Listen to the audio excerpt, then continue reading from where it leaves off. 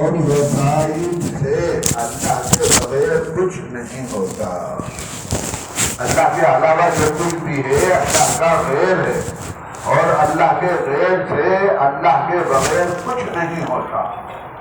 اللہ کے غیر سے اللہ کے بغیر کچھ نہیں ہوتا. جو کچھ بھی ہو رہا ہے وہ نظر آ رہا ہے غیر سے، لیکن کر رہی ہے اللہ تعالیٰ کی ذات. اللہ کا نظر نہ آنے والا قدرتی ہاتھ اس سے ہو رہا ہے. کیسے ہو رہا ہے؟ کوئی نظر آ جائے تو ایمان کہاں رہے؟ اصل ایمان غیب والا ایمان ہے، غیب پر ایمان، بن دیکھی چیزوں کا یقین کرنا. آنکھیں پہ نظر نہیں آتا لیکن یقین پر. میرے محترم بزرگوں، تو اللہ کے غیر سے اللہ کے بغیر کچھ نہیں ہوتا. جس کا یقین ہمارے دل میں آ جائے اور اللہ تعالیٰ اپنے غیر کے بغیر ہی سب کچھ کرتے ہیں، اس کا یقین ہمارے دل میں آ جائے. اس کا نام ہے لا الہ الا اللہ. یہ بزرگوں، اور دوسرے دو یقین ہیں. پہلے یہ دو یقین ہو گئے. دوسرے دو یقین ہیں کہ ساری دنیا کے اسباب اور وسائل کے بغیر حضور صلی اللہ علیہ وسلم کے مبارک طریقوں میں دنیا کی بھی اور آخرت کی بھی 100% کامیابی ہے. حضور صلی اللہ علیہ وسلم کے طریقوں میں کامیابی ہے. اللہ کا ضابطہ ہے محمد رسول اللہ. کسی نے کہا کہ بھائی جنت میں جانے کے جہنم میں جانے کے 1000 راستے ہیں، لیکن جنت میں جانے کا ایک ہی راستہ ہے، اور وہ ہے محمد رسول اللہ صلی اللہ علیہ وسلم. تو راستہ طریقہ میرے محترم بزرگوں ایک ہی ہے. ایک ہی کے حکم کو اور ایک ہی کے طریقے پر پورا کیا جائے گا، حضرت محمد صلی اللہ علیہ وسلم کے طریقے پر. اور کسی کا طریقہ نہیں چلے گا، کسی نبی کا بھی نہیں چلے گا طریقہ. سمجھے بزرگوں، اللہ کے یہاں محترم بزرگوں صرف ایک ہی طریقہ. اگر حضور صلی اللہ علیہ وسلم نے فرمایا اگر موسیٰ علیہ السلام بھی تشریف لے آئیں تو ان کو بھی میری اتباع کے بغیر چارہ نہیں. دیکھا ایسا طریقہ. تو حضور صلی اللہ علیہ وسلم کے مبارک طریقوں میں ساری دنیا کے اسباب اور وسائل کے بغیر بھائی جو فانی چیزیں ہیں، جو مٹنے والی چیزیں ہیں، جو باقی رہنے والی چیزیں ہیں، انہوں مسائل کا حل ہمارے کیسے بن سکتی ہیں؟ ہمارا اصل مسئلہ تو آخرت کا ہے. اصل مسئلہ تو ہمارا بھائی آخرت کا ہے. اور یہ تو سارے نقشے دنیا کے سارے نقشے یہ تو ختم ہونے کے لیے اللہ نے پیدا کیے ہیں. ہاں بھائی ہمیشہ باقی رہے گا حضور صلی اللہ علیہ وسلم کا طریقہ، قبر میں بھی، حشر میں بھی، ہے نا بھائی، قیامت کے دن اللہ کے دربار میں بھی، اور جنت تک میں باقی رہے. سمجھے بزرگوں؟ تو بہرحال حضور صلی اللہ علیہ وسلم کے مبارک طریقوں میں ساری دنیا کے اسباب اور وسائل کے بغیر دنیا کی بھی اور آخرت کی بھی 100% کامیابی ہے. اس کا یقین ہمارے دل میں آ جائے. اور ساری دنیا کے اسباب میں، وسائل میں حضور صلی اللہ علیہ وسلم کے طریقوں کے بغیر ناکامی ہے. اسباب میں کامیابی نہیں ہے بلکہ حضور صلی اللہ علیہ وسلم کے طریقے میں کامیاب. ہاں اسباب اس لیے دیے ہیں کہ اس کے اندر اللہ کے حکم کو زندہ کیا جائے اور بھائی حضور صلی اللہ علیہ وسلم کے طریقے سے زندہ کیا جائے. سمجھے بزرگوں؟ تو پھر یہ اسباب بھی ہاں بھائی دین بن جائے. یہ اسباب بھی تجارت بھی دین بن جائے. تجارت بھی سچا امانت دار تاجر. میرے محترم بزرگوں، کل قیامت کے دن اللہ تعالیٰ اس کو انبیاء، صدیقین، شہداء کے ساتھ اس کا حشر فرمائے.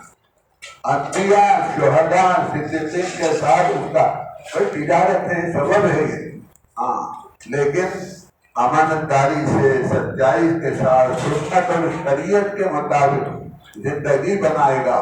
اور جو ہے محترم بزرگوں سنت اور شریعت کے مطابق تجارت کرے گا تاجر، تو اس کا مقام دیکھو کیا ہے. بہرحال میرے محترم بزرگوں، بھائی ساری دنیا کے اسباب اور وسائل کے بغیر حضور صلی اللہ علیہ وسلم، ساری دنیا کے اسباب اور وسائل کے بغیر حضور صلی اللہ علیہ وسلم کے طریقوں میں 100% کامیابی ہے، اور ساری دنیا کے اسباب اور وسائل میں حضور صلی اللہ علیہ وسلم کے طریقے کے بغیر ناکامی ہے۔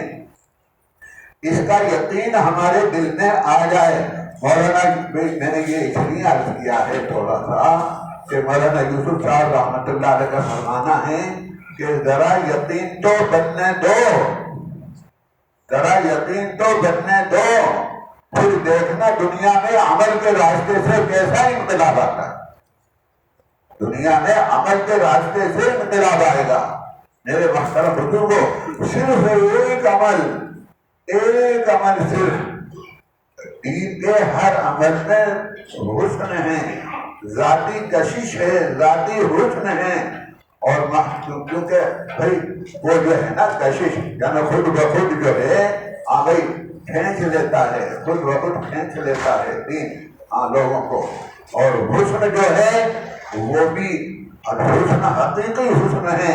دنیا کے جتنے بھی حسین ہیں ان کا حسن فانی ہے، لیکن ان کے اوپر بھی اگر کسی کی نظر پڑ جائے تو دل آدمی دے دیتا ہے۔ کیا دے دیتا ہے؟ ہائے کر کے دل دے دیتا ہے۔ تو دین کے اندر ذاتی حسن ہے۔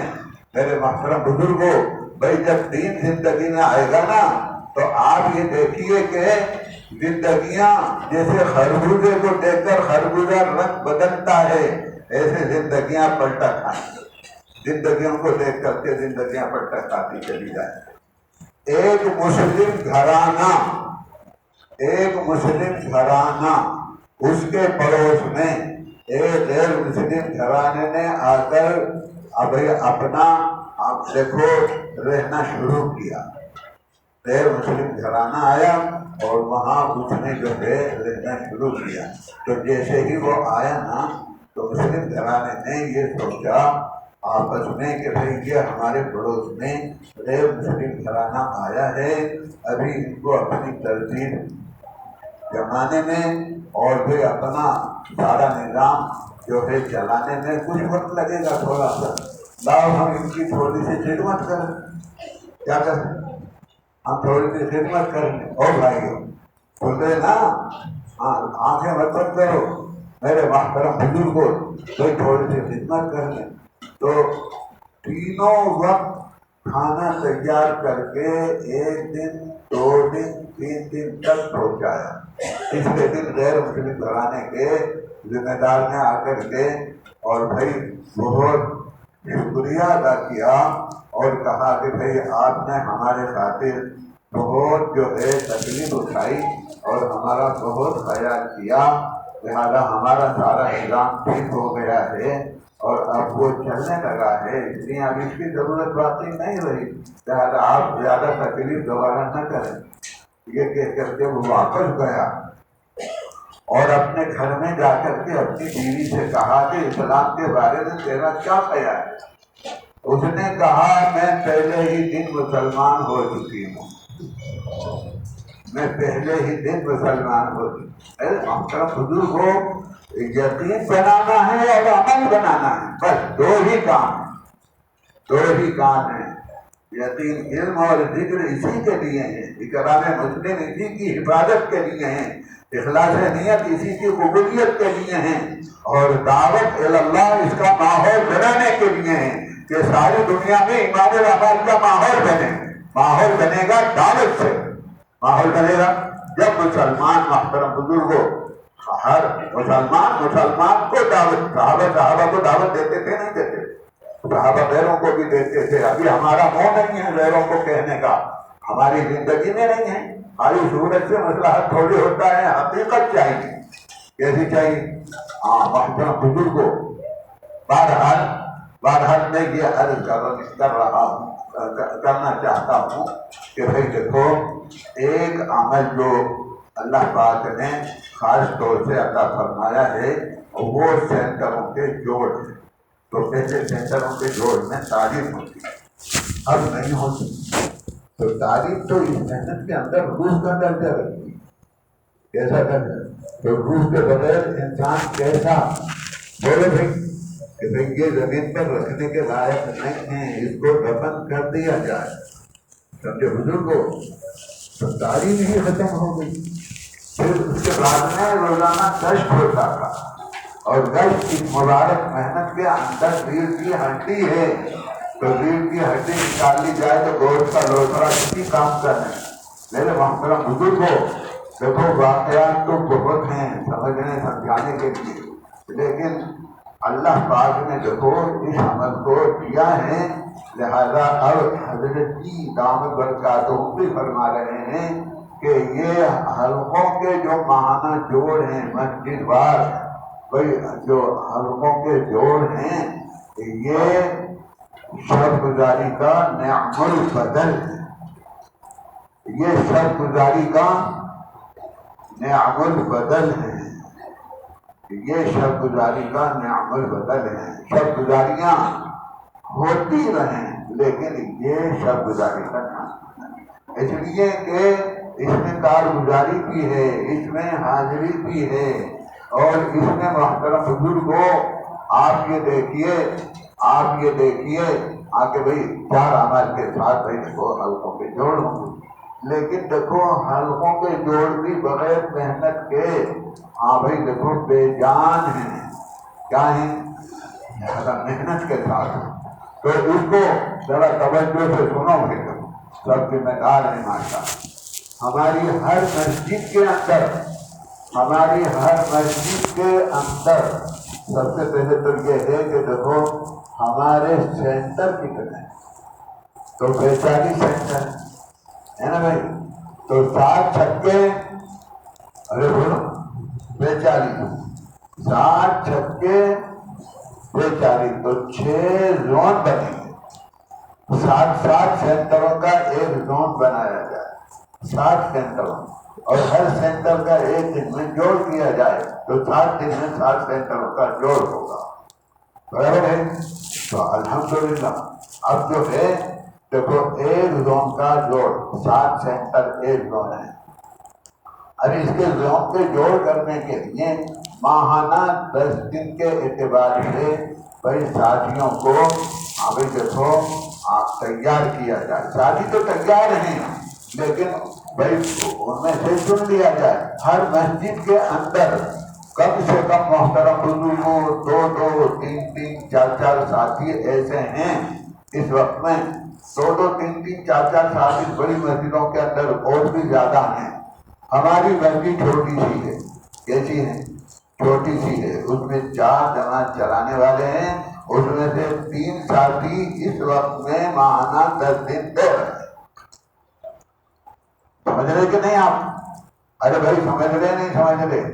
اس لیے دیکھو اب زون کے اندر اب سینٹر کا جوڑ کرنے کے لیے ایک جماعت بنانی ہے پورے زون کے اعتبار سے.